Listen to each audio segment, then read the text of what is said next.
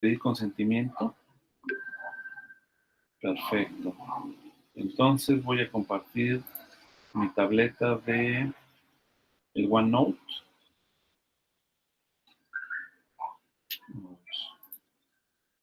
Creo que tengo que compartir toda la pantalla. Ok. Bien, ahí está mi tableta, ¿no? Bien, entonces aquí vamos a comenzar con la clase. Bien, entonces el primer tema, como puse yo en lo que les mostré en el Edúcate, pues es lo que se llama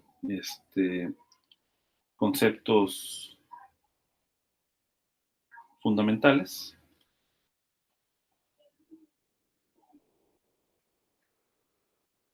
Ahorita va a estar un poco más platicado, pero bueno, aquí voy a ir abriendo el tema de lo que vamos a ir platicando. Bien, primero déjenme justamente mencionar sobre el recuento histórico.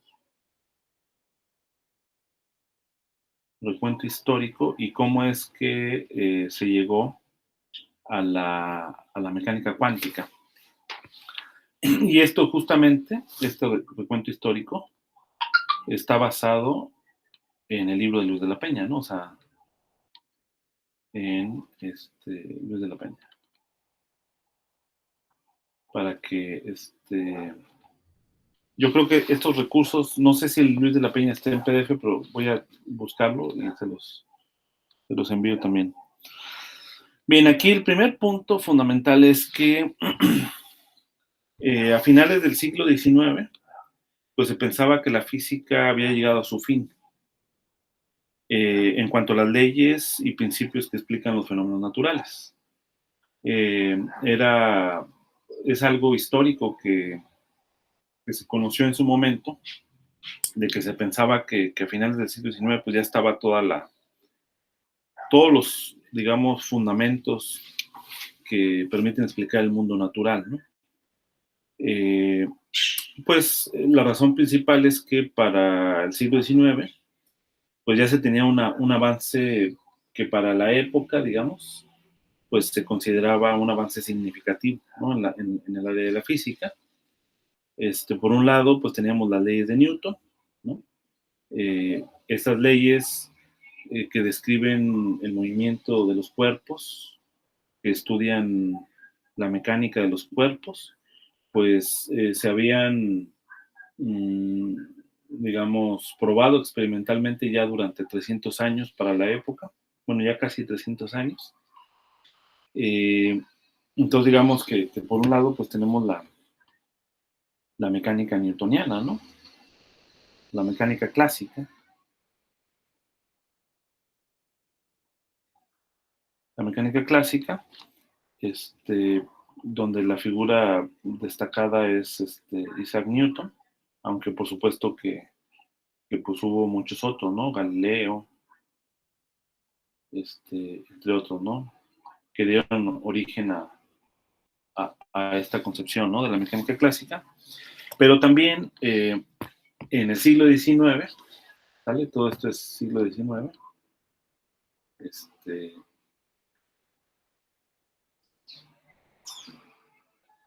En el siglo XIX, pues también empezaba la incipiente, naciente teoría electromagnética.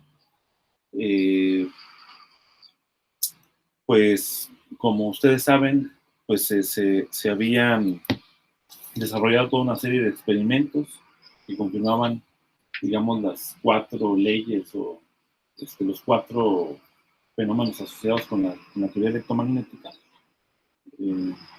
más importantes, ¿no? Aquellos que tienen que ver con la interacción electrostática, con la interacción de corrientes eléctricas, el fenómeno del magnetismo, etcétera, ¿no? Entonces, digamos que para la fecha, pues también, para el siglo XIX, se podía decir ya después con la contribución de James Clerk Maxwell, que también se tenía ya una teoría electromagnética más o menos consolidada, por lo menos desde el punto de vista experimental, una teoría electromagnética, y Y bueno, pues esta teoría pues ya había sido confirmada con muchos experimentos que se realizaron en el siglo XIX. O sea, era tanto el agrado, digamos, tanto de la mecánica clásica como de la teoría electromagnética, que el número de experimentos que se habían hecho en el siglo XIX equiparaba, digamos, al número de experimentos que se habían hecho durante los 300. Permítame un tantito. Bueno.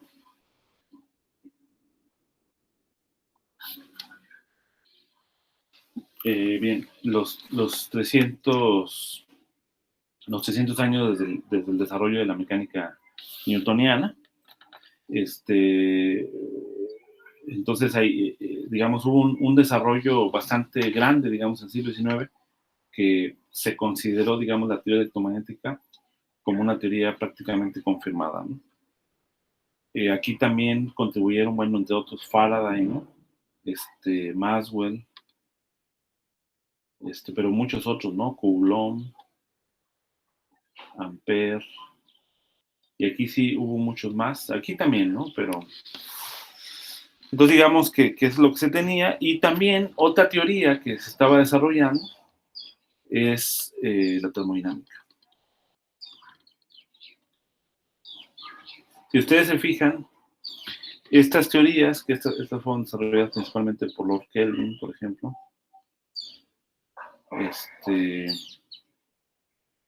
J.J. Thomson, Clausius, también de hecho aquí contribuyó Maxwell, también contribuyó claramente el padre de la mecánica estadística, Boltzmann, ¿no? Entre otras figuras importantes de la física. Bien, y pues otras ramas derivadas, ¿no? Otras ramas derivadas de estas teorías, como son la óptica, la mecánica de fluidos, pues también estaban consolidadas, ¿no? Bien, ahora uno se pregunta, pues, ¿cómo es que se logró, digamos, este desarrollo, digamos, agigantado en comparación con los siglos anteriores? Si ustedes se fijan, pues sí se fue acumulando el conocimiento de tal manera que para el siglo XIX se tenía ya una mecánica clásica consolidada, no solamente con una formulación newtoniana, sino también ya con una formulación lagrangiana, ¿no? Aquí, por ejemplo, Lagrange, Hamilton, entre otros, contribuyeron a tener métodos matemáticos sofisticados para estudiar problemas complejos que involucraban la mecánica clásica, ¿no? Entonces, pues tuvo un avance también bastante grande, pero principalmente en el siglo XIX, ¿no? Pues la teoría electromagnética se desarrolla en el siglo XIX. La termodinámica también se desarrolla en el siglo XIX. Entonces uno se pregunta, bueno, ¿qué antes de este siglo no había habido, digamos, no se conocían estos fenómenos o la gente no los veía, etcétera? Bueno, el asunto fundamental es que muchos de los fenómenos que involucra la teoría electromagnética, la termodinámica, la mecánica clásica, se conocían muchísimos años atrás. Por ejemplo, hay una cápsula histórica que cuenta que uno de los procesos de la termodinámica, que es la transición, digamos, al sólido, ¿no? La solidificación, por ejemplo, para la elaboración de hielo, etcétera. Ese tipo de procesos se conocían, digamos, desde la época, o sea, hay registros históricos que se conocían desde la época de los romanos, ¿no? Entonces, pues así como muchos otros fenómenos pues se conocían, ¿no? Físicamente. Pero entonces, ¿qué es lo que dio impulso? Es la pregunta a que estas teorías se consolidaran como la mecánica clásica, se desarrollaran profundamente como la teoría electromagnética o la termodinámica, ¿no? Bueno, el punto fundamental, ¿no? Lo que dio origen a que se desarrollaran esas teorías fueron las condiciones materiales en las que se encontraban las personas que lograron hacer esto, ¿no? No nada más las personas como una cuestión individual, sino todo en su conjunto. O sea, en este caso, las condiciones materiales de la sociedad, ¿no? En otros cursos he comentado que uno se pregunta, bueno, ¿por qué todas las teorías físicas, digamos, por lo menos hasta el siglo XIX, involucran puros nombres que son europeos, ¿no? Digamos, no sé, desde el inicio de la mecánica clásica, podemos hablar de Galileo, ¿no? Italiano, Torricelli, italiano, Bernoulli, italiano, Newton, inglés, Lagrange, francés, Hamilton, irlandés, Faraday, inglés, Maxwell, también inglés, Coulomb, inglés, etc. Todos los nombres, pero si ustedes se fijan, todo el desarrollo de estas teorías, todo el desarrollo de la física moderna, fue a partir, digamos, más o menos, de los años 1600, digamos, ¿no? Newton, por ejemplo, fue como a mediados bueno, desde 1600, etcétera, ¿no? Entonces, aquí hay un punto muy importante que todo científico tiene que reconocer, o sea, que debemos reconocer. Hay un hecho histórico, hay un hecho histórico que debemos reconocer.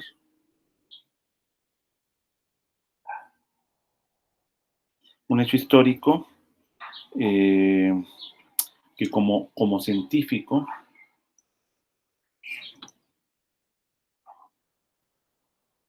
debemos de reconocer, y es básicamente que el gran avance científico, que tuvo Europa, en este caso,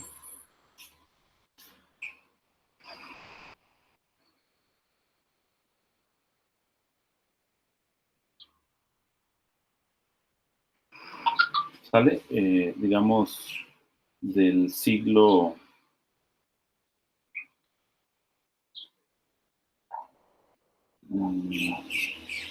XV, vamos a decir, al siglo XIX.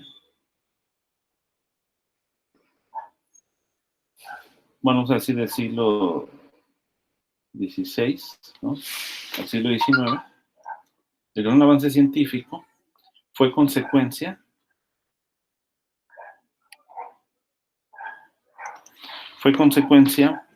de la configuración social y económica que se logró, digamos, en Europa. Pero esta configuración social y económica es también, a su vez, en gran medida eso se logró gracias a la explotación de los minerales oro y plata, en particular, que se dio en América Latina. ¿Ok? Pues es decir, gracias a, digamos, toda la extracción, digamos, de recursos de materia, digamos, que se dio a través de ese fenómeno histórico que se llamó la conquista, es como, digamos, se recombinó, se reorganizó la sociedad, en este caso europea, social y económicamente, de tal manera que ellos tuvieron las condiciones materiales para poder desarrollarse en el ámbito científico, ¿no? Y entonces fue gracias a eso a que hubo un avance significativo, digamos, en cuanto a la física en Europa en esa época, ¿no? Entonces, pues aquí fue consecuencia de la explotación, ¿vale? De la explotación de los recursos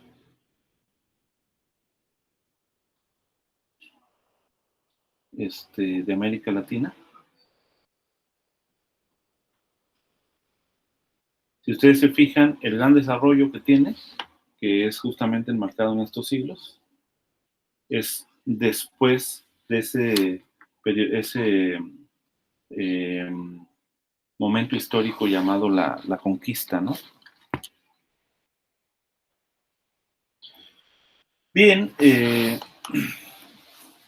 entonces, digamos que así se llegó con avances teóricos y prácticos a la víspera de la entrada del siglo XX, al grado de que se llegó a pensar entonces que la física estaba acabada, ¿no? A principios del siglo XX, como es lo que comentábamos al inicio. Bien, en cuanto a la práctica, pues también hubo avance en la técnica, al grado de explorar escalas antes inimaginables. Por ejemplo, en 1590, por Jensen, se inventó el microscopio. En 1610, por Galileo Galilei, se inventó el telescopio, entre otros, ¿no? En particular, el descubrimiento de los campos electromagnéticos y la formulación de la teoría por Maxwell permitió investigar ondas electromagnéticas con longitud de onda más pequeña que las ondas electromagnéticas de longitud de onda visible, ¿no?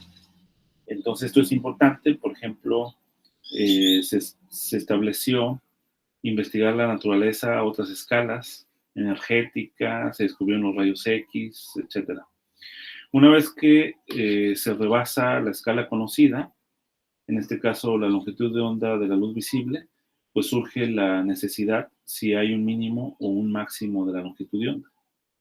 Este proceso implicó realizar constantes pruebas a la teoría establecida como una manera de verificar la explicación de la realidad, ¿no? Entonces,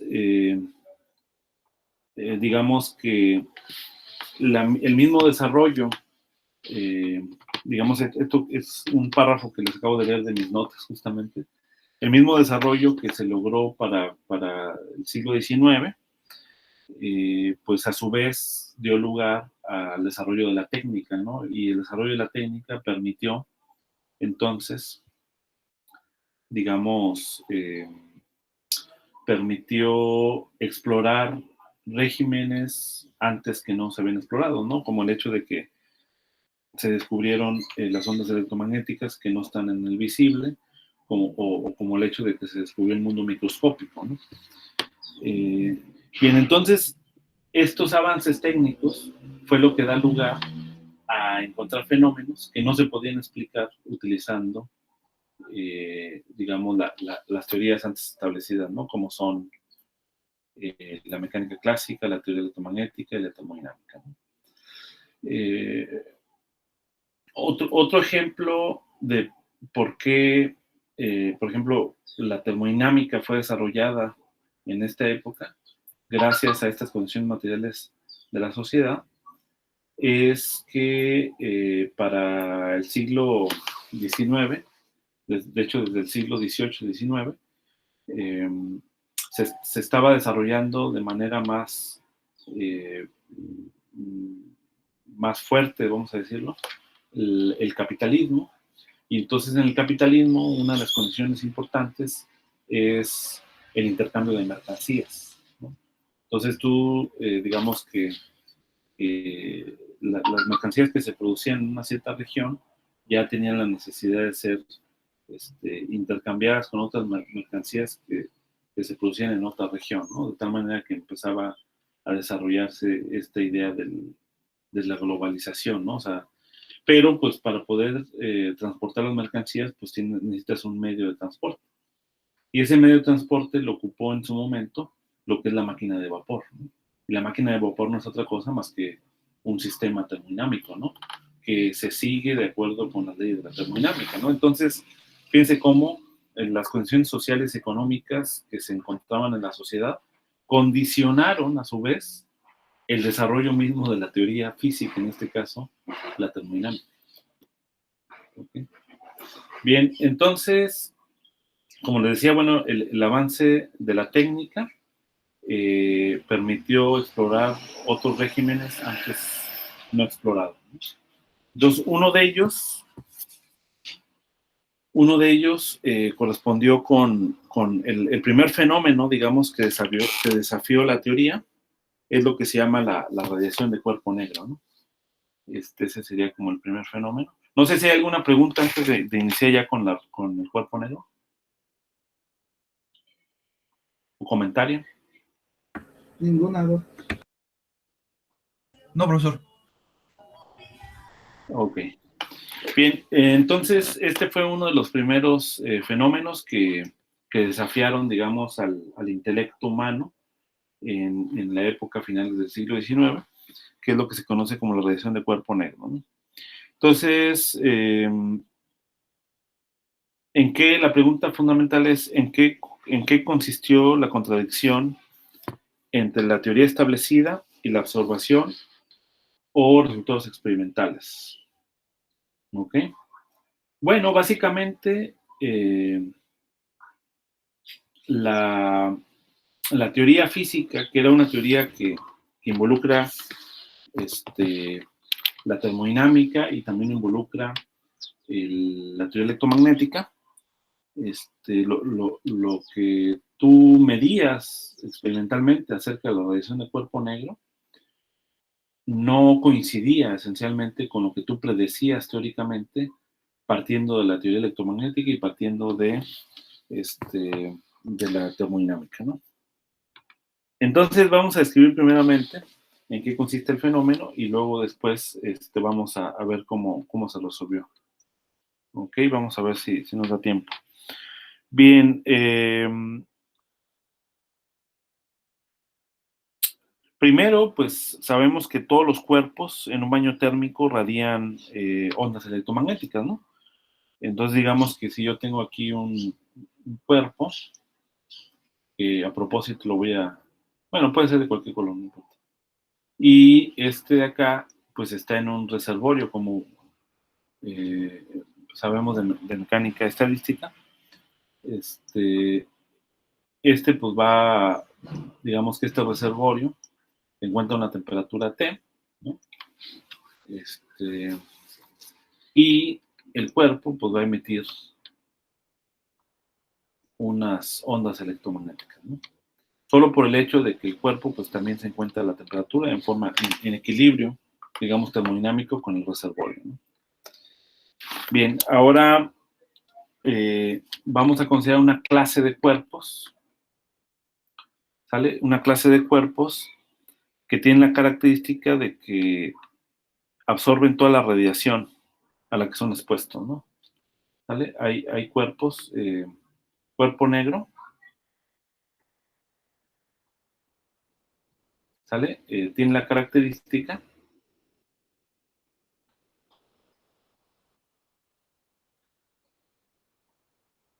que absorbe toda la radiación, ¿no? A la que son expuestos.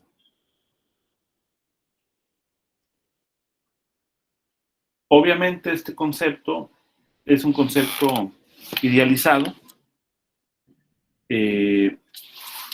porque pues todos van a reflejar cierta cantidad, ¿no? Pero sirve, digamos, este concepto como un concepto ideal para explicar muchos fenómenos. Por ejemplo, las estrellas se pueden considerar como cuerpos negros, porque pues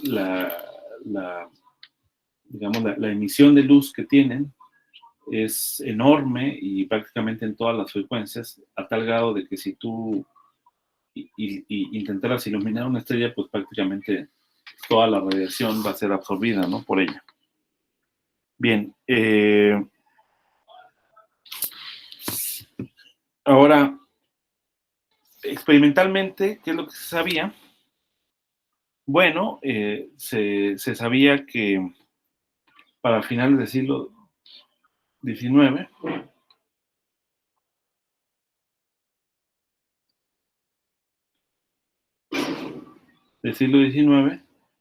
se sabía que el cuerpo negro, digamos, cumplía con la ley de Stefan Boltzmann, ¿no? Digamos, cumplía el cuerpo negro, más bien se sabía,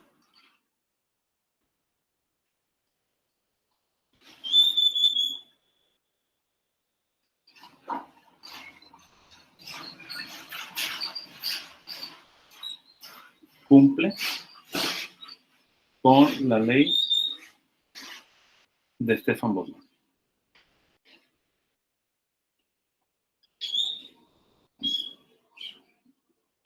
¿Ok? Entonces, esta ley básicamente lo que nos dice es que la energía interna, ¿vale? Por unidad diaria y por unidad de tiempo, es proporcional a la temperatura a la cuarta potencia. ¿Okay? Entonces, eso es lo que se conocía del cuerpo negro y bueno, por ejemplo, con esto pues se pueden estudiar diversos procesos termodinámicos, ¿no? Una vez que conoces cómo es la dependencia de la energía interna con respecto a la temperatura, pues uno se puede preguntar algunos procesos termodinámicos, ¿no? Usando la termodinámica, ¿no? Bien, entonces en este caso, pues esta T, como sabemos, es la temperatura. Esta de acá es la temperatura. Y la constante es lo que se llama la constante de Stefan Boltzmann.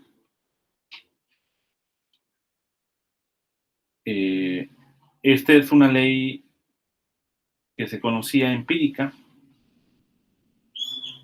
O sea, es decir, se habían hecho experimentos sobre cuerpos que que los habían configurado de tal manera que cumpliera con la propiedad del cuerpo negro de manera aproximada. Y entonces, utilizando algún diseño experimental, pues se probó esta ley, ¿no? De Stefan Boltzmann. Bien, ahora, entonces, algo de lo que se midió, por ejemplo, es que justamente la energía interna era proporcional a la potencia de la temperatura de la cuarta, y también se encontró una medición experimental de lo que sería la constante de Boltzmann, ¿no? Entonces, para esa fecha, digamos, ya se sabía cuánto era el valor de la constante de Stefan Boltzmann. Ok, ahora también, digamos, para la fecha en la que se había desarrollado, digamos, eh, la energía interna, digamos, para el cuerpo negro, pues también ya se habían desarrollado, ya se habían descubierto las ondas electromagnéticas, y estas podían ser, digamos, de cualquier frecuencia, ¿no? O sea, digamos, para esa fecha, pues ya se reconocían ondas no solamente del visible, sino en forma de cualquier tipo de frecuencia, ¿no? Así que, pues de la teoría se podía considerar que la energía U, que es contenida, digamos, en cada centímetro cúbico, posee componentes de todas las frecuencias, ¿no? O sea, si yo considero al cuerpo negro como, eh, digamos, un cuerpo y hago una pequeña cavidad aquí, ¿no? Hago una pequeña cavidad, así nada más. Entonces, permito que entre un poco de luz, ¿no? Entonces esta luz pues va a entrar acá,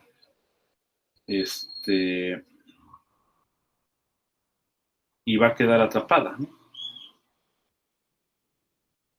O sea, va a quedar atrapada, va a rebotar, ¿no? Y como la apertura es muy pequeña, pues digamos que no pues no va a permitir escapar o va a dejar escapar una pequeña cantidad, ¿no?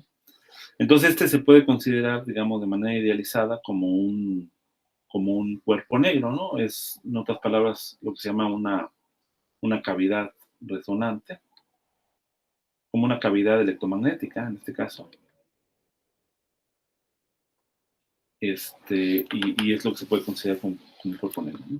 Ahora, aquí adentro podemos considerar que las ondas electromagnéticas tienen frecuencias de todos los tamaños, ¿no? ¿Sale? Entonces aquí hay ondas electromagnéticas de todas las frecuencias.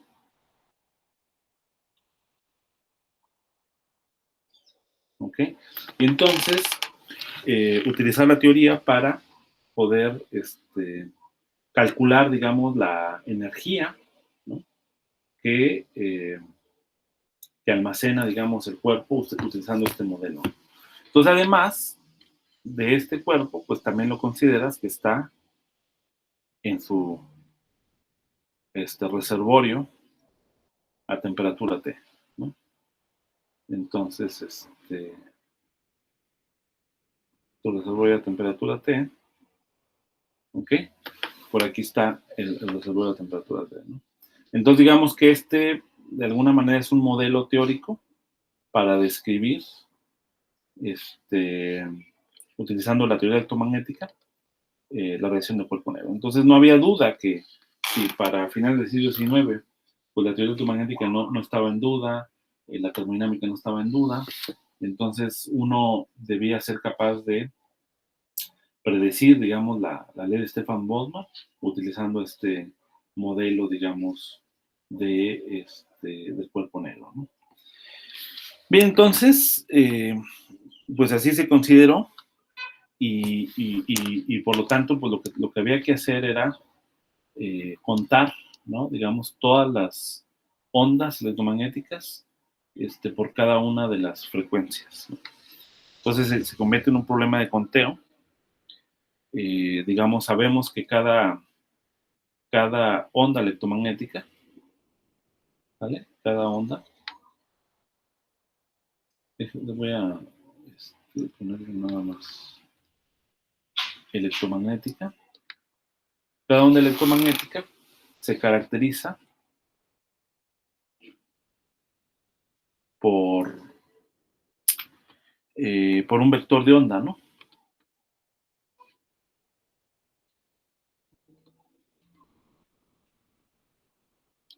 Un vector de onda K y su magnitud pues es K omega sobre C, ¿ok? Donde omega es justamente la frecuencia y C es la velocidad, ¿no? De aquí lo que tenemos es que omega es la frecuencia de las que les hablaba, la frecuencia de la onda electromagnética, y C es la velocidad de la luz. ¿Ok? Bien, entonces había otra consideración, y es que también para la fecha, pues ya se había desarrollado bastante bien la teoría electromagnética. Las ondas electromagnéticas son transversales. Son transversales a su propagación.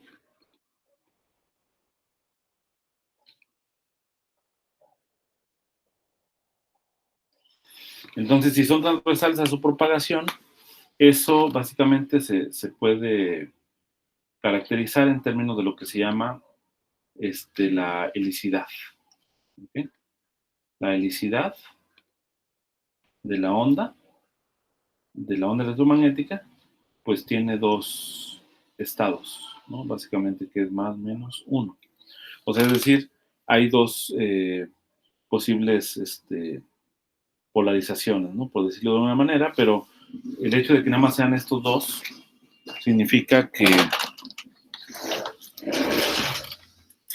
el hecho de que nada más sean estos dos es consecuencia de que las ondas son transversales, ¿no? O sea, es decir, este hecho de que si yo aquí dibujo la propagación de una de la onda, pues una se va a mover así, ¿no? Y la otra de manera perpendicular, más o menos. ¿Okay?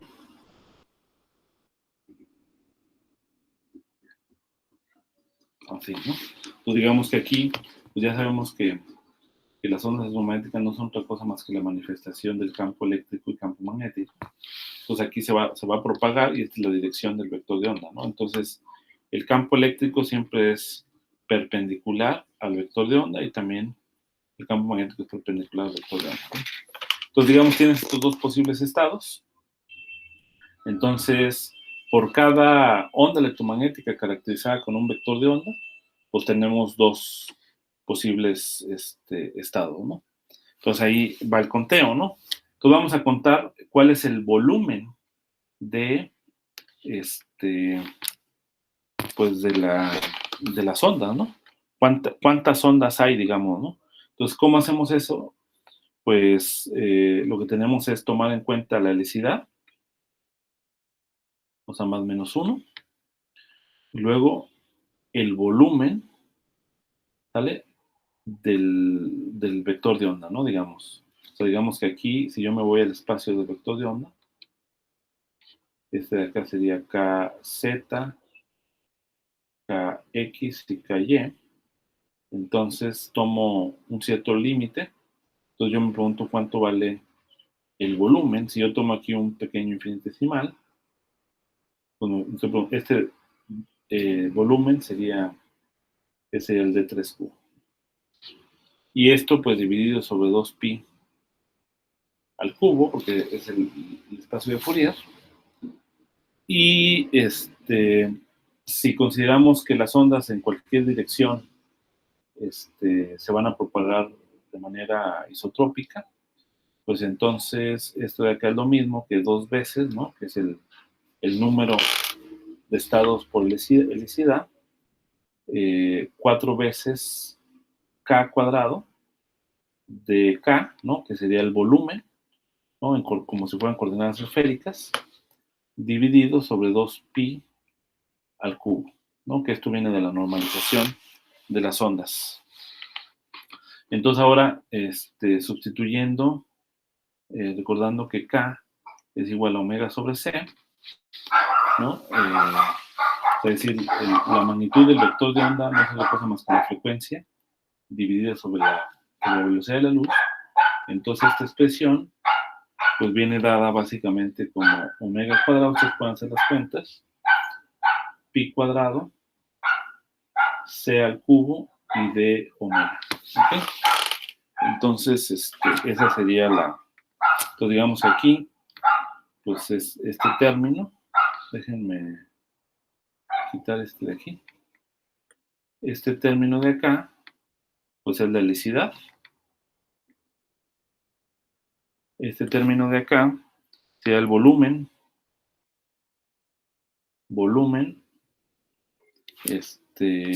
en el espacio de Fourier de las ondas,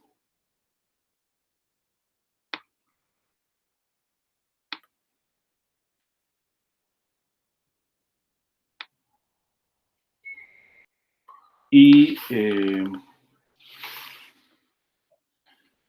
bueno, esta cantidad que está acá también, esto que está aquí, también se conoce como la densidad de estados.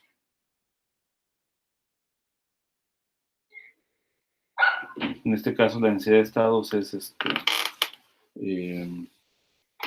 cuadrática, ¿no? Digamos, si le llamamos densidad de estados, digamos que esta densidad de estados va a ser creciente de esta manera, ¿no? Densidad de estados ρ, W, concepto W, pues tiene un comportamiento cuadrático, ¿no? Creciente. Bien, ahora, bueno, y digamos, ya tengo esta información. Ahora la pregunta que surge es, ¿cómo calculo con el modelo la energía interna? Bueno, pues para eso la energía debe tener la siguiente forma, ¿no? Entonces, la energía interna del cuerpo negro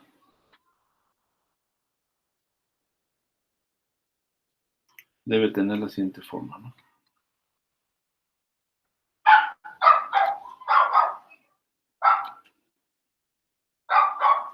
Básicamente vamos a tener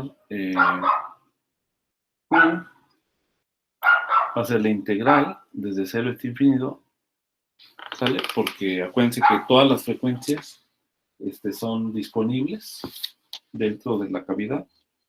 Vamos a tener una energía que puede depender de la frecuencia, ¿vale? Y vamos a tener la densidad de estado, ¿no? Que acuérdense, la densidad de estado solamente lo que hace es contarnos el número de ondas por unidad de frecuencia que tiene, de la cual podemos tener disponible, ¿no? O sea, esto de acá solamente es un conteo de las ondas, ¿no? La manera en cómo van a crecer, o cómo se van a distribuir más bien, las ondas de acuerdo con su frecuencia.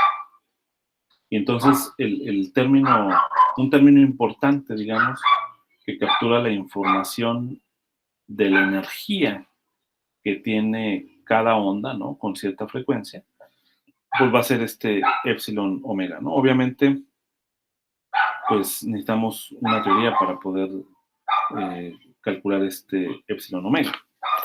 Entonces, de acá sería, este término es lo que se conoce como densidad de energía de la radiación.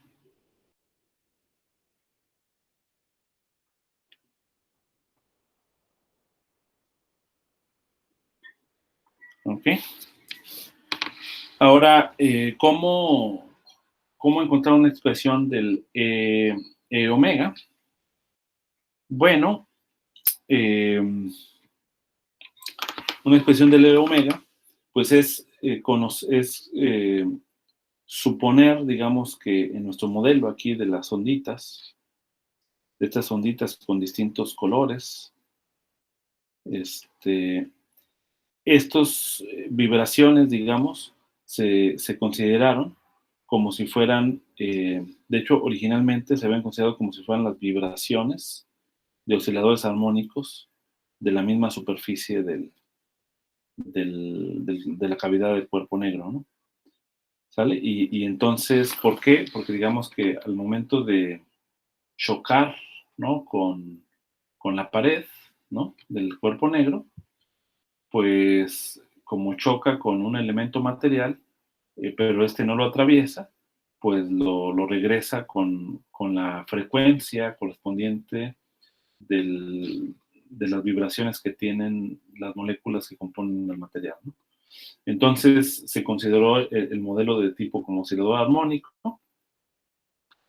Y entonces para esa fecha, pues como ya se había desarrollado un poco la termodinámica y también empezaban a hacer lo que se llama la teoría cinética de los gases, entonces se aprovechó lo que se llama el teorema de equipartición de energía.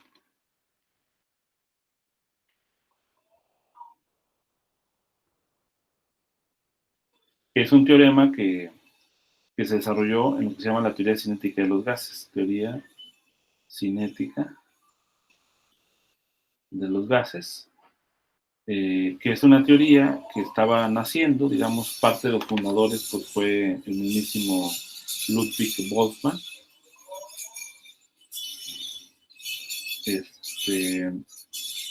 Ludwig Boltzmann, y era una teoría que pretendía explicar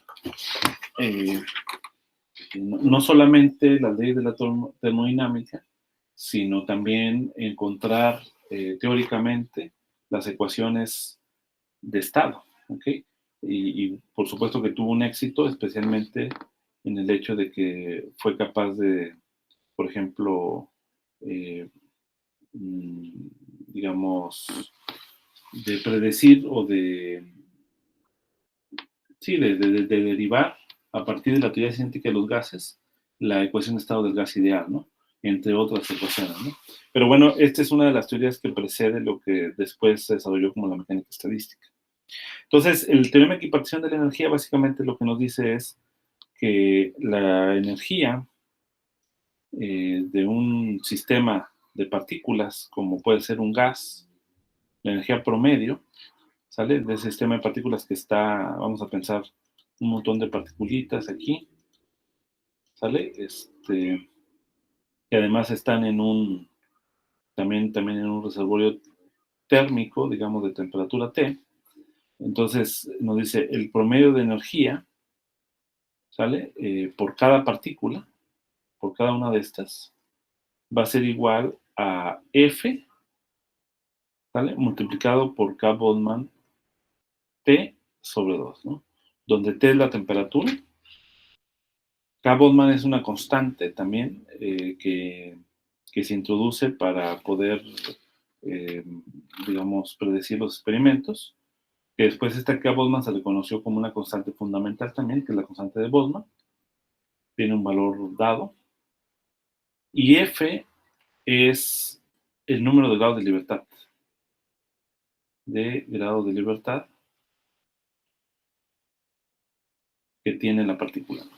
Pero no solamente los grados de libertad mecánicos, sino F también incluye, además de los grados de libertad mecánicos, incluye los grados de libertad que puedan ser vibracionales, por ejemplo, o rotacionales, etcétera, ¿no? Depende de la clase de partícula, ¿no?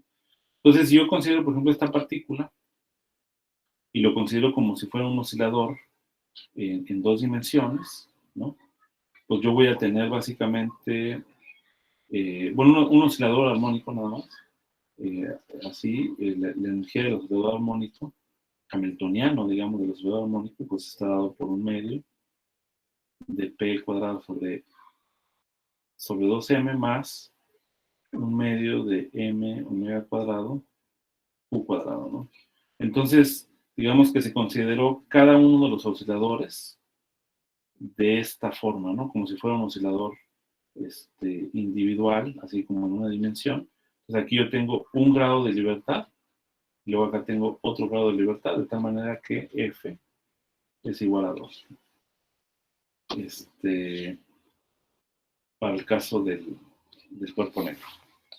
Entonces, digamos que ya se tenía toda esta idea, ¿no? de la equipartición de la energía, pues ya con esto se tiene un modelo para la energía epsilon, que depende de omega. Bueno, resulta que no dependió de omega, ¿no? Porque cuando tú haces el cálculo, resulta que aquí pues no aparece omega, ¿no? A pesar de que aquí está la frecuencia, esta energía promedio no depende de omega, ¿no? Y esto pues resulta ser nada más que abundante. Entonces, cuando tú sustituyes esta expresión en esta otra expresión, en esta expresión, entonces, vamos a ponerla por acá. Ok, si tú sustituyes eso acá, pues lo que vas a tener es que,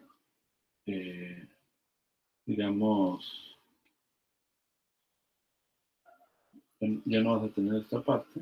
10 horas. Ya se me acabó el tiempo, pero ya acabamos prácticamente. Ahora voy a tener justamente aquí el K Boltzmann T. Y esto, si tú lo calculas, pues esto se va a infinito. Y esto es lo que se conoce justamente como la catástrofe ultravioleta. Okay.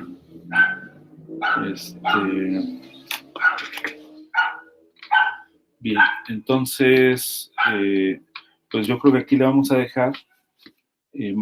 Vamos a resolver aquí cómo va a ser la catástrofe ultravioleta en la siguiente sesión. Y no sé si tengan alguna duda o preguntas. Entonces, de aquí ya voy a dejar de compartir. ¿Alguna pregunta? A ver, Tadeo. ¿Alguna opinión?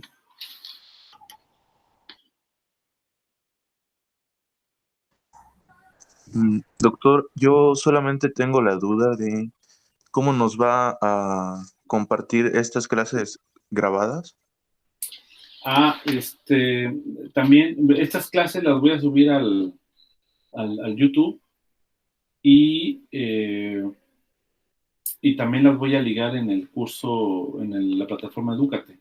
Por ahí va a haber una sección para insertar los videos, entonces ahí también los van a poder revisar. Por eso es importante que sí se regularice, para que no tengan que andar buscando ahí en Google, sino ya todo va a estar integrado en la plataforma Edúcate. Ok, y por ejemplo, respecto a la presentación que va a contar el 10%, o, Sí. o respecto a defender nuestros exámenes de forma oral, si necesitamos llegar a hacer alguna anotación, así como en vivo, digamos,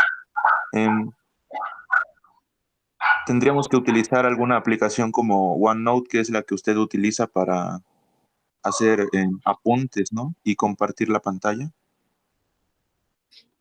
Sí, aunque bueno, ya el asunto se vuelve un poco más, bueno, sí, si lo pueden hacer así, pues sí, si tienen las posibilidades materiales de hacerlo, pues yo creo que se puede hacer así, y si no, pues tratar de escribir la solución, eh, em, de reescribir, digamos, la solución del problema, del examen, y de tal manera que pues en la exposición que hagan puedan ser capaces de explicar cuál es el asunto, porque no sería tanto como hacer el desarrollo nuevamente en la exposición oral, sino más que todo que ustedes realmente sepan cuál es el meollo del asunto, ¿no? Que sepan, a lo mejor puede haber errores algebraicos o algún error matemático, etcétera, pero si entienden el concepto físico de dónde sale y por qué están haciendo las cosas, pues ya eso sería casi suficiente. Ok. Creo que me estoy equivocando, ¿no? Falta media hora, ¿no? Todavía. Sí, falta media. Ok, entonces déjenme avanzar todavía con con lo que tenía presentado, ¿no? Para ver si puedo lograr llegar a lo que quería. Pero déjenme les comento que si tienen alguna duda, en medio de la presentación, interrumpa, ¿no? No hay ningún problema, ¿eh? Ahí se lo puede resolver. Es importante las participaciones, ¿no?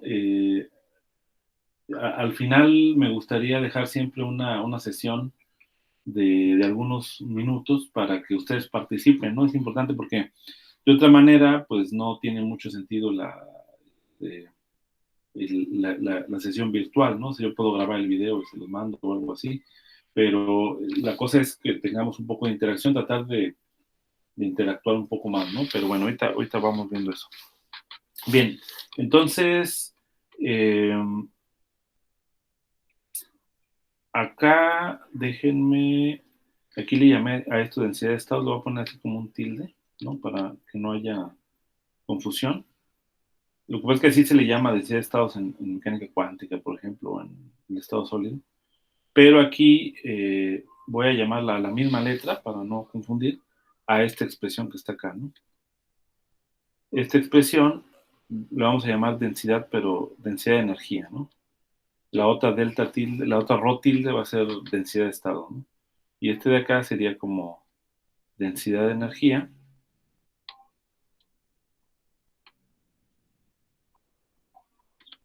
¿Ok?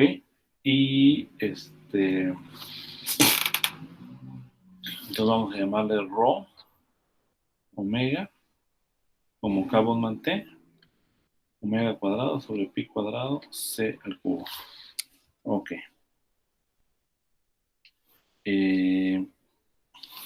Bueno, aquí comentar nada más la cuestión de los osciladores armónicos.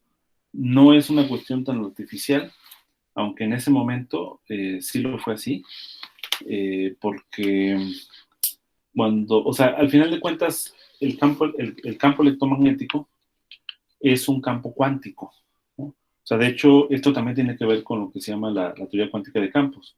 O sea, la radiación de cuerpo negro es consecuencia de lo que es la cuantización del campo electromagnético. En otras palabras, lo que se llama la electrodinámica cuántica, que se estudia de manera intensiva en la física de partículas, ¿no? Y la razón fundamental está en que tú puedes hacer algunas manipulaciones matemáticas con la teoría de campos cuánticas del electromagnetismo y llevar, por ejemplo, el hamiltoniano del campo electromagnético, llevarlo a una forma matemática que es similar a la superposición de osciladores armónicos, ¿vale? Que son así como si fueran estos osciladores armónicos unidimensionales. La dimensión viene asociada más que todo con la helicidad también de lo que decíamos hace un momento. Entonces, cuando tú expresas la teoría electromagnética como un campo cuántico, puedes ver que realmente se expresa como una superposición de los osciladores armónicos. Y entonces, de acuerdo con la mecánica cuántica, ya se sabe cómo son las reglas de cuantización de cada oscilador armónico. Y de ahí, con la física estadística, se puede determinar el asunto, ¿no? O sea, se puede resolver el problema, ¿no? Entonces, en efecto, se puede considerar como osciladores armónicos. Bien, entonces, fíjense, ya para ir terminando, pues el resultado experimental que se conocía, pues era el siguiente, o sea, la densidad de energía con respecto a la frecuencia, pues tiene aquí la teórica, pues es una parábola, ¿vale? Es una parábola. Y la experimental se pega aquí y luego se despega y tiene aquí un máximo, ¿ok? Y claramente, pues, el hecho de que aquí tenga un máximo y otra vez decaiga a cero para frecuencias altas, pues hace que el área bajo la curva de esta curva experimental, pues sea finita, ¿no? Y eso justamente es la energía, ¿no? Lo que da o sea, esta área es justamente U igual a sigma t a la cuarta, ¿ok? Y esta curva es la observación experimental, ¿sale? Es el resultado experimental, y este de acá es la teoría de Rayleigh-Jeans, que justamente da lugar a la catástrofe ultravioleta, ¿no? Entonces, esto es lo que no se podía explicar a finales del siglo XIX, no con la teoría aceptada, y era un modelo indiscutible, no se lograba explicar, digamos, esta curva negra experimental. De hecho, déjenme leer. Bueno, o sea, la curva experimental, ¿no? Entonces, ¿cómo se explica la curva? La única manera de explicar la curva, de hecho, sí lo voy a llamar de otra forma. Lo voy a borrar acá para nombrarla de color azul mejor. Ajá, o sea, la curva experimental es la negra y la azul es la teoría, ¿no? Entonces, la única manera de explicar la curva negra es con mecánica estadística.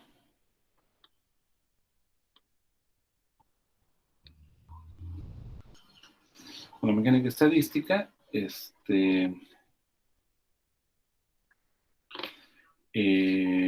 la mecánica cuántica y la teoría electromagnética. o bien, más bien,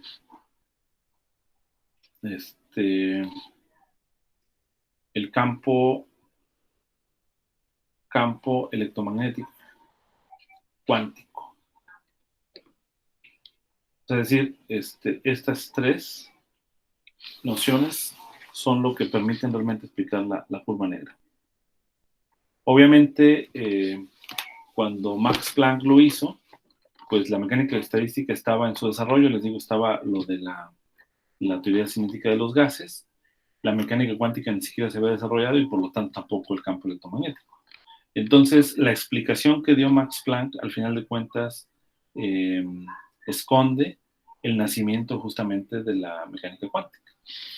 Y aún a pesar de que él estaba en contra de los métodos probabilísticos en la teoría, en la física, terminó utilizando estas ideas de Boltzmann sobre la teoría de probabilidad en la física para poder explicar, digamos, la curva negra. O sea, es decir, sin... Doc, una pregunta. Sí. ¿Ese fenómeno solo ocurre para altas frecuencias y para bajas frecuencias? Para bajas frecuencias le pega muy bien la teoría, ¿no? Que es de aquí. Experimentalmente, estas dos curvas se empalman, ¿no? Sí, déjame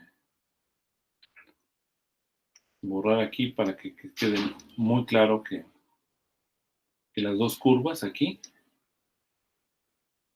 se empalman. Entonces, digamos que había una excelente explicación hasta este régimen, y luego ya cuando empezaba a aumentar la frecuencia, ya las dos curvas se empezaban a separar, ¿no? Este pico también depende de cuál sea la temperatura del cuerpo negro, ¿no? Este pico se va moviendo de acuerdo con otra ley de Wien, que digamos, se mueve el pico, ¿no? Dependiendo de la temperatura. Pero en efecto, a bajas frecuencias, la teoría de Rayleigh-Jeans le pegaba muy bien al experimento, y por eso también, pues era un modelo, digamos, que no era desechable, que simplemente explicaba una región solamente del experimento, ¿no? Pero de cualquier manera, aunque esta expresión fuera correcta, pues para calcular la energía interna necesitas calcular la integral, entonces no nos iba a dar la ley de Stefan Boltzmann, ¿no? Entonces por eso se le llamó catástrofe ultravioleta desde el punto de vista histórico. Bien, ahora vino Max Planck, la figura de Max Planck, y resolvió el problema. Y no solamente resolvió el problema, sino a través de lo que hizo Max Planck, nació, vamos a decir, la teoría cuántica, que es lo que nos ocupa en este curso, ¿no? La teoría cuántica y la mecánica cuántica, ¿no? Entonces, fíjense, lo que hizo, o sea, hay una manera formal, moderna, digamos, de resolver este problema, usando, como les digo, la teoría cuántica de campos, pero vamos a referirnos solamente a lo que hizo Max Planck. Lo que se le ocurrió a Max Planck dice, bueno, el asunto fundamental es que con la teoría cuántica del electromagnetismo se puede probar que la energía, los eigenvalores de energía de cada contribución de la energía total del campo están en paquetes discretizados, ¿no? O sea, digamos que la energía, las posibles energías de cada onda electromagnética solamente pueden venir en estas formas, donde este n puede ser 0, 1, 2, etc. Y h, pues es una constante, que pues se le llamó, es la constante de Planck, o se le llama h barra, ¿no? Así se nombra, h barra. Pero en realidad h barra es también h sobre 2pi, y h es lo que le llamaron la constante de Planck en su momento. Pero se ha visto que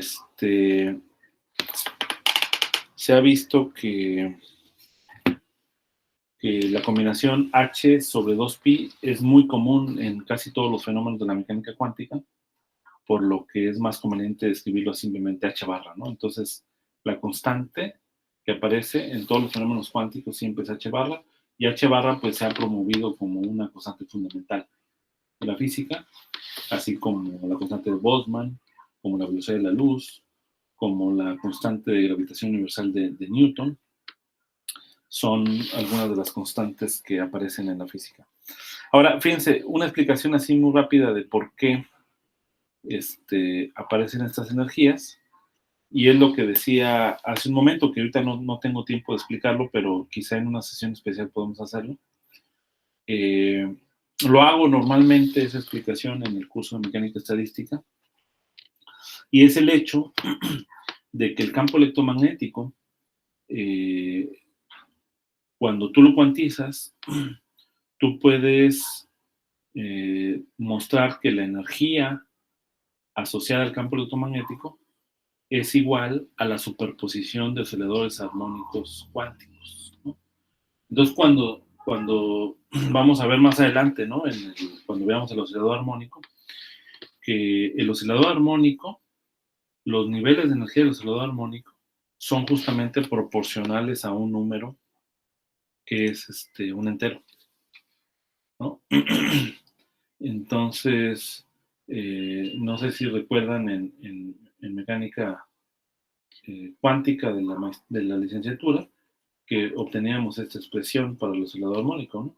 En este caso, un medio aquí no aparece porque eso está asociado con la energía del vacío, se llama, ¿no? Es decir, entonces aparece solamente este término, y en cada uno de esos osciladores armónicos. Entonces, esto pues era inimaginable para Max Planck, ¿no? O sea, ¿qué iba a pensar él de la teoría cuántica de campos, ni nada de eso, ¿no? O sea, ni siquiera estaban muy desarrollados los métodos variacionales, o sea, tan desarrollados los métodos variacionales para campos como lo estaban desarrollados para la mecánica clásica, ¿no? Entonces, simplemente, de hecho, según la historia, lo que ocurrió es que Max Planck dijo de qué forma tienen que ser las energías, de tal manera que cuando yo calculo la, ¿cómo se llama? La energía promedio con la mecánica estadística, ¿así? ¿Vale? O sea, esto aparece de la mecánica estadística, ¿no? De considerar, por ejemplo, déjenme voy para acá para no... Considerar, por ejemplo, en mecánica estadística, osciladores armónicos, digamos, yo tengo un hamiltoniano, tengo un oscilador armónico, como ya lo escribí, p cuadrado sobre 2m más 1/2 de m omega cuadrado q. Entonces, ¿cómo calcula la energía de uno de los osciladores? Como tengo la función de partición, ¿no? De P de Q, E a la menos beta, H de P y Q. Pero aquí el P y Q pues van de menos infinito a infinito, igual. Cuando tú calculas esto, pues te va a dar aquí una expresión, pues son funciones gaussianas, ¿ok? Y utilizando las reglas de la mecánica estadística, la energía promedio no es otra cosa más que la derivada con respecto a beta del logaritmo de z. ¿Okay? Y esto, cuando haces este cálculo, resulta que se elimina la frecuencia. Y en este caso, pues te aparecería exactamente carbono. Nada más. Bueno, entonces, ¿qué es lo que hizo Max Planck históricamente? Dijo, ¿cómo debe ser la energía? De tal manera que esta energía promedio, o sea, es decir, ¿cómo debe ser la energía clásica que tuvieran las ondas electromagnéticas? De tal manera que la energía promedio me dé la expresión necesaria que me cumpla con esta curva negra. Esa fue lo que hizo Max Planck. O sea, fue una manera heurística, digamos, de encontrar el resultado. Y bueno, en efecto, la única conclusión a la que llegó es de que no se podía encontrar una expresión para la curva negra matemática cuyo valor de energía promedio térmico fuera una cantidad continua. O sea, digamos que matemáticamente demostró que la única manera de lograr esta curva negra era con un valor de energía promedio que fuera discretizado, ¿no? Entonces, y eso lo podemos verificar ahora, ¿no? Porque, pues, ¿cómo calcularía yo el valor promedio? Ahora con esta energía discreta, pues, simplemente utilizando lo que él no le gustaba, que es la teoría estadística, o sea, decir, introducir los métodos probabilísticos, pero lo tuvo que hacer y se tuvo que disculpar con Boltzmann, porque Boltzmann tenía razón. La probabilidad de estados, pues es 1 sobre z, que es la función de partición, de la exponencial, que es el factor de Boltzmann, de la energía de estados. ¿Sale? Y la función de partición, pues es la suma sobre los estados, ¿sale? De e a la menos beta, de tal manera que esta probabilidad está normalizada. Ok. Entonces esto, de manera concreta, y bueno, ya sabemos que este beta es 1 sobre carbono T. Ya sabemos que, de manera concreta, pues, los estados están etiquetados con estos n, ¿no? N0, 1, 2, etc. Cada estado corresponde con uno de estos números naturales, enteros, positivos. Y la energía, pues es h barra omega n, ¿no? O sea, es decir, para cada estado corresponde uno de estos n, ¿no? Entonces quiere decir que la función de partición no es más que la suma desde n igual a 0 hasta infinito de e a la menos beta h barra omega, ¿no? Que es este h barra omega que está acá, por n. Pero esto que está acá no es más que una suma geométrica, una serie geométrica, ¿no? Que se puede resolver de manera muy fácil, la serie geométrica, y nos da el resultado de 1 sobre 1 menos e a la menos beta h barra omega. ¿Sale? Entonces, con esto, Max Planck después calculó la energía promedio, que está dada por menos la derivada con respecto a beta del logaritmo de z. Calculamos el logaritmo de z y luego tomamos la derivada con respecto a beta, y lo que se obtiene es la siguiente expresión: h barra omega sobre e a la beta h barra omega menos 1. ¿Vale? Y entonces aquí pues se identifica justamente la energía, digamos, de radiación electromagnética que habíamos introducido desde acá. Déjenme les muestro. ¿Vale? Esta energía, acá está, densidad de energía de la radiación. Se identifica la densidad de energía de la radiación electromagnética con la energía promedio de estos osciladores armónicos cuánticos y obtenemos este resultado, ¿no? Y entonces sustituimos esto en la expresión de Rho, que acuérdense es la energía multiplicada por la densidad de estados, y esto resulta ser h barra omega al cubo sobre pi cuadrado c al cubo 1 sobre e h barra omega sobre K Boltzmann T menos 1.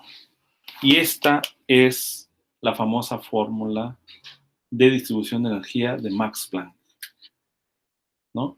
Entonces, en este momento fue cuando hubo el nacimiento. Es exactamente en este momento cuando ocurre el nacimiento de la mecánica cuántica, ¿ok?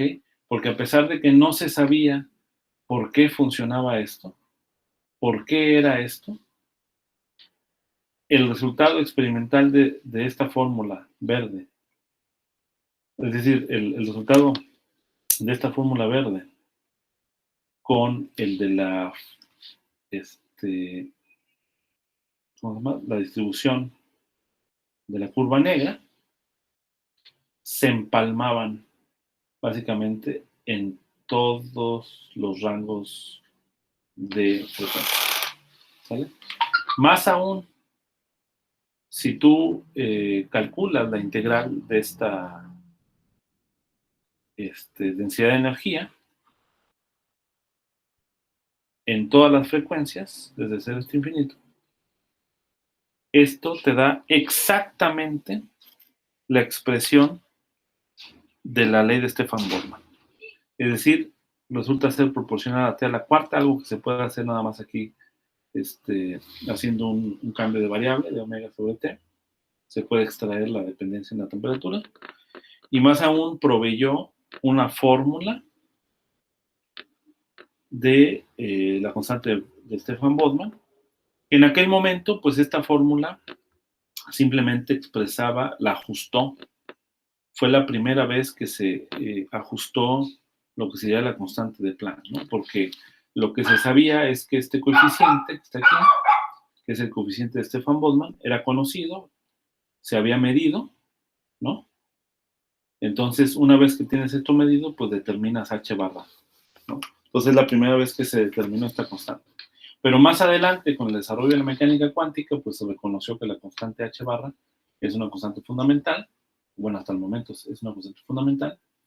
Y entonces, pues fue al revés, ¿no?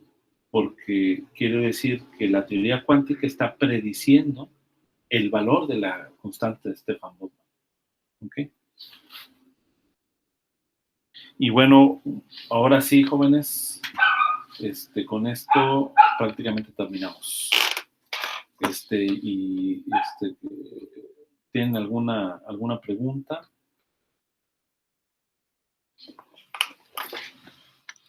¿Algún comentario? A ver, vamos a ir por orden. Víctor. Sí, una pregunta, doctor. Bueno, creo que sería algo que no entiendo. Cuando sacan la curva experimental del cuerpo negro, se alcanza un máximo, ¿no? Mi pregunta es, ¿qué fenómeno ocurría en ese máximo? ¿Qué es lo que hace que alcance ese máximo? Ah, ok. Bueno, mira, una manera de explicar ese asunto es que imagínate, o sea, una estrella la puedes considerar como un cuerpo negro. Entonces, la estrella, lo que está ocurriendo es que está emitiendo ondas electromagnéticas en todas las frecuencias. Y lo que te dice el máximo, básicamente, te dice cuál es la probabilidad máxima de frecuencias. Es decir, cuál es, qué frecuencias se van a transmitir con mayor probabilidad, ¿no? De ondas, ¿no? Entonces, claramente el máximo está asociado con el color, digamos, de la estrella en este caso, ¿ok? Y eso va a depender también de la temperatura de la superficie de la estrella. Entonces, pues simplemente el máximo es, como lo comenté, digamos, cuáles son las ondas electromagnéticas más frecuentes, digamos, que van a ocurrir en el cuerpo negro. Entonces, variaría en diferentes estrellas. Por ejemplo, Sí. una gigante roja con una enana blanca. Sí, exactamente. Sí, o sea, ese máximo no estaría ubicado, ¿no? Incluso, por ejemplo, se sabe que la radiación cósmica de fondo se puede describir bastante bien, excepto algunas anisotropías, con la radiación de cuerpo negro. Tú puedes identificar cuál sería como la temperatura del universo, que se supone que está en 2.7 grados Kelvin, bueno, Kelvin, y eso hace que pues se mueva el máximo, ¿no? O sea, no va a estar el máximo en prácticamente igual con el Sol, ¿no? Digamos. Ok, gracias. A ver, Sponda, una impresión.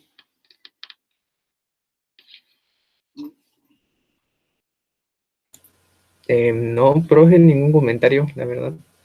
¿Todo lo entendiste al 100%? Sí, me quedó bastante claro. Ok. Jeremías. Yo sí tengo una pregunta. Ajá. Si existen casos en la que la solución clásica también corresponde a la aproximación a la solución de Planck. No, al final de cuentas, eh, la solución clásica no nos va a dar la distribución de Planck, y la razón está justamente en que clásicamente la energía del campo electromagnético es un continuo. ¿Okay? Entonces, el hecho de que aparezcan en paquetes, digamos, discretizados, que la energía aparezca en paquetes discretizados, da lugar a la fórmula de Planck, y hasta donde se sabe no hay, digamos, ningún sistema análogo clásico que te dé esa distribución, ¿no? Entonces, queda mucho más claro cuando se hace la formulación a través de la teoría cuántica de campos por qué es necesario los osciladores armónicos, ¿no? Ok. Otra pregunta. ¿Se puede expandir la ecuación de Planck como una serie de potencias, no? Ah, ok, un poco, a lo mejor ya entiendo un poco tu pregunta. Sí, en efecto, déjame compartir la pantalla nuevamente. En efecto, si yo tomo esta distribución de energía de Planck, y yo tomo justamente el límite de frecuencias bajas o bien a altas temperaturas, ¿no? Digamos que yo mantengo la frecuencia fija, pero considero altas temperaturas, entonces esto es considerado pequeño. Entonces, al hacer esa expansión perturbativa, eh, digamos, si hago una expansión perturbativa, yo puedo demostrar que esta densidad de energía se reduce a la densidad de Rayleigh, en efecto, ¿no? A esta densidad de energía externa. Entonces, sí puedes hacer eso, sí, en efecto. O sea, de alguna manera se cumple con esta idea de que lo clásico está dentro de lo cuántico, ¿no? Digamos, ¿no? O sea, en el límite apropiado, la teoría cuántica se reduce a lo clásico. O sea, lo clásico no se desecha, ¿no? Simplemente se establece con claridad el límite de validez en la que ocurre, ¿no? Entonces, en este caso, cuando tenemos el cuerpo negro a muy altas temperaturas, pues lo clásico va a describir muy bien el sistema. A ver, ¿quién más? Juan Diego. Realmente no ayuda. Tadeo. Solo podría preguntar algo, pero creo que sí se cumple. Cuando mencionó que en el cuerpo negro rebotan las ondas electromagnéticas, ¿se puede considerar como resonancia? Sí, digamos que es el mismo principio. O sea, digamos que al final de cuentas, cuando tú pones el campo electromagnético dentro de cavidad, pues es como si fueran una cavidad resonante, le llaman, ¿no? Entonces, lo que pasa es que ahí va a haber una combinación, va a haber el fenómeno de interferencia, y además va a estar combinado el efecto con el hecho de que hay fronteras, ¿no?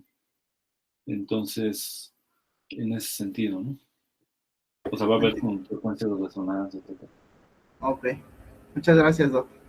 Sí, sí, ese tipo de fenómenos también se estudia mucho en óptica, cuando, por ejemplo, guías de onda o cavidades, ¿no? En principio se ven en teoría electromagnética, en la segunda parte de teoría electromagnética. ¿Quién más me falta? ¿Pedro? No, profesor, ningún comentario. Ok, Sí. perfecto. Sí, la idea es que tratemos de tener participaciones, ¿no? Para que sea más dinámica, ¿no? Esta discusión. Entonces, pues aquí le dejamos entonces y nos vemos el jueves.